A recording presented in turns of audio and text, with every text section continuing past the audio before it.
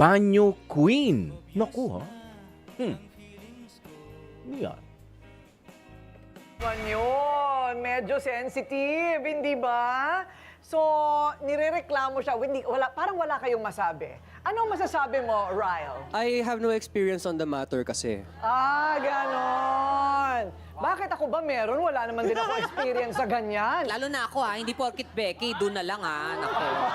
Diba? Napakasensitibo. So, ito na ngayon, siya ay may reklamo sa kinukup lang naman daw niya na kaibigang Becky na medyo nagmalabis. Joanne, humarap ka na.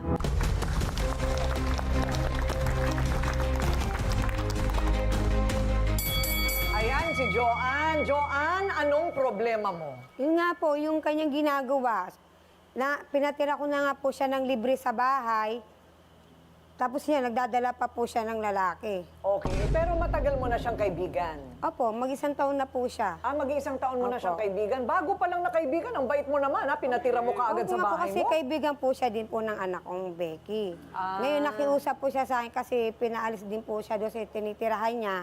Naawa naman po ako. Noong una, maayos po siya. Tumutulong po siya sa paglalaba ko, paglilinis, pag-asikaso sa bahay. Kung tumatagal nag-iiba na po yung ugali niya. Ay, ganun. Okay, anong Naging nangyari? tamad na po siya, nagiinom na po, nagdadala na po ng barkada sa bahay. Ganun na po yung Gaano ginagawa katagal niya. na siya sa bahay niyo? Mag-isang taon na po. Mag-iisang taon na Opo. rin. So, nagsimula lang itong parang hindi mo talaga maatim na pinagagawa niya sa bahay mo. Opo. Kailan? Ilang buwan na? Mula po nung September. Kasi po, ang inaano ko rin po, may mga anak po kasi akong minor de edad. Ilang taon na ang mga anak mo? Ang minor de edad ko po, 14, 11, at 7 years old po. Ay, ang pinakabuso babata po. pa. Yun po. 14, 11, at 7 Opo. anyos. Wow. Alam nyo, ang iba, mag-iisip talaga ng maraming beses bago magpatira ng kung sino-sino sa bahay, lalo na may mga menor de edad. Yung mga anak mo'y lalaki, babae? Mga lalaki po. O mga lalaki pa. Pero alam mo, wala ito sa gender, ha? Hindi ito tungkol sa dahil Becky siya, hindi ito dahil sa lalaki o babae, ito ay dahil sa asal. Yung asal na ginagawa niya, na sabi mo nga, medyo may kalaswaan. Okay, so, nangungupahan naman. Hindi naman po siya nangungupahan. Kumbaga, tumutulong na po siya magbigay. O hindi. May trabaho. Natanggal po siya sa trabaho Dati po siya nagtitinda ng mga kwek-kwek-kwek-kwek.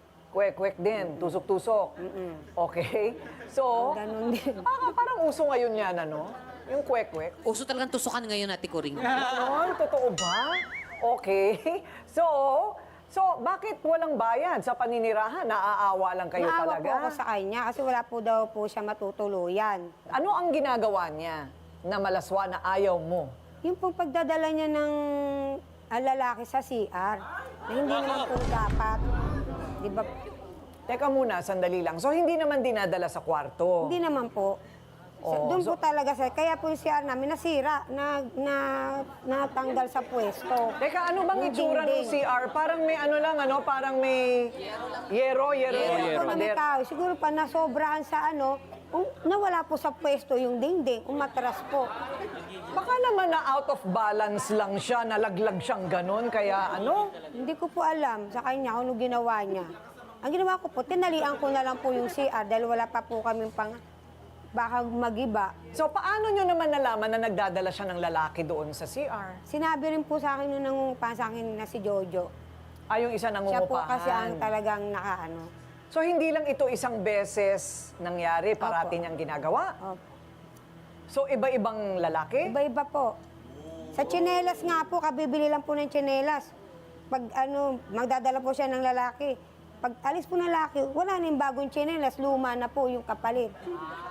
Ha? Pati tsinelas, Kasi po dinidekwa? tsinelas, oo. Saan pa po?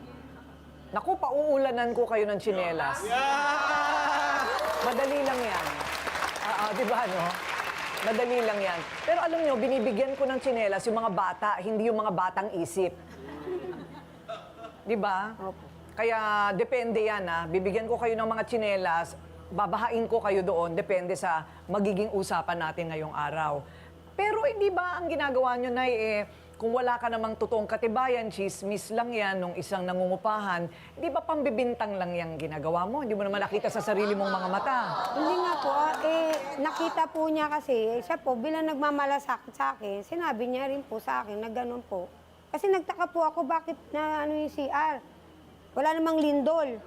Wala namang pong ano. Bakit, nagkwento po yung nangungupahan sa akin na nakita niya nga daw na madalas magdala, hindi niya lang daw po sa akin sinasabi. Eh ngayon daw na gano'n na nangyari, nagsumbong na po siya sa akin. Na gano'n. That's a lie. Hirit niya. O eto na, yung inirereklamo, Erica, humarap ka na. Sinungaling ka talaga. Sinungaling! Ah, kapal nga ng mukha mo, libre na nga tira sa'yo, nagdadala ka pa ng lalaki. Maiya ka Paano mo naman. nasabi nagdadala ako ng laki doon? Ay, Eh, mga bisita ko lang yun. Oh, bisita kunwari! Bisita na kunwari! Kunwari, bisita. Tapos Pag sinasabi mo pa, nalasing, iba maraming na. nawawala. Kahit wala naman nawawala. Kunwari ka, anak ko. Ano ba yung mga nawawala, tsinelas? Opo, yung mga tsinelas po. Yung Ano pa? jowa Oh. niya, yung mga tsinelas, guba-guba, luma. Pagbalik, wala na po yung mga bago kong biling tsinelas. Kinukuha po ng jowa niya, mga bisita niya. Ay, ma'am, yung... Pag may dinadala ko, ma'am, at bisita doon, nakasapatos yun, hindi naman nakatsinelas. Sapatos. Eh, bakit naman kailangan Wala naman magkakabi ng tsinelas? sapatos Hindi ba doon. kami hindi Ay, naman tsinelas yun? walang sapatos. Wala sa amin sapatos Saka ano sinasabi mo doon. maraming lalaki? Nag-iisa lang yung lalaki. Araw-araw, iba-iba. Araw-araw, iba-iba. Hoy, excuse me, Araw-araw, iba-iba, loyal kaya siya, marami. loyal. Isa lang daw. Araw-araw po, ma'am. Iba-iba eh. Ah, araw-araw, iba-iba. Oo, iba-iba nga, pero isa-isa lang.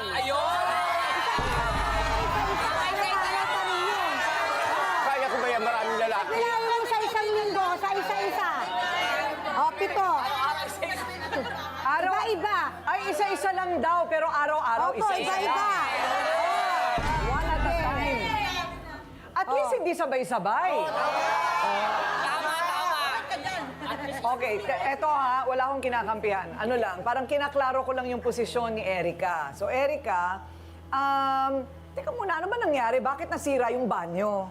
Ay, ma'am, yung time na yun, yung may sakit kasing gout kasi ako, ma'am. O, saka yung banyo na, ma'am, niya, na yun, marupok na talaga yun kasi laging binabaha doon pag maulan. Ganon. Eh, siyempre, napaganyan ako, O, kaya... napasandal ako, kaya yun, tumagilid. Ayun, okay. Dahil sa gout. Dahil Hindi daw yung sa para sa gout, lalaki. dahil sa sakit. Kasi kung magdadala ako ng lalaki, doon ko dadalhin sa Lang yan. kwarto ko, hindi sa Ayos banyo. mo lang yan. Ano palagay mo naman sa akin, walang delikadesa? Marami lang yan. Oh, may delikadesa naman daw. Oh, ang tinatanong lang, ano bang dito sa Pilipino, Dr. Love, talagang mapagmahal masyado o mapagbigay masyado, talagang magpapatira sila ng kahit estranghero sa bahay nila. At parang likas na sa ating Pilipino yan na binubukas natin yung ating bahay sa mga kaibigan. Pag kailangan ng tulong, pwede kang tumira dito sa amin. Maganda nga yung kay Joanne na sabi niya, ang pagkain ay para sa lahat. Pero nakitaan ko lang na parang inabuso naman ni Erica na pati yung bisita niya. Kasama dun sa pinakakain. Meron tayong limit dun sa, lalo nakikitira lang tayo. Pero ate Coring, normal sa Pilipino yan, innate na sa nature ng Pilipino yung bukas ang ating bahay para sa mga nangangailangan. Ayun. Sa palagay mo ba talagang yun ang punot dulo, yung nasira lang yung CR? Otherwise, hindi tayo mapupunta rito. Matutuloy pa rin yun. Exactly, Ate Coring. Si Joanne, meron na siyang hinala eh. Pero ang problema lang, Joanne, hindi ka nagkaroon ng solid na ebidensya na magpapatunay na may ginagawang kahalayan si Erica. Pero Erica, itong malinaw dito, na si Joanne ay medyo nawawala na ng tiwala sa iyo. Kasi meron na siyang mga pagdududa na nagdadala ka, well, inamin mo naman, nagdadala ka ng lalaki sa bahay. That's one thing na nakasira ng pagtitiwala niya.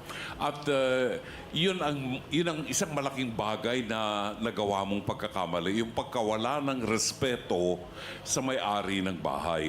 Ang masasabi ko lang sa iyo, if you want to be free, gusto mong magawa ang gusto mo, lumipat ka ng bahay, umupa ka ng bahay.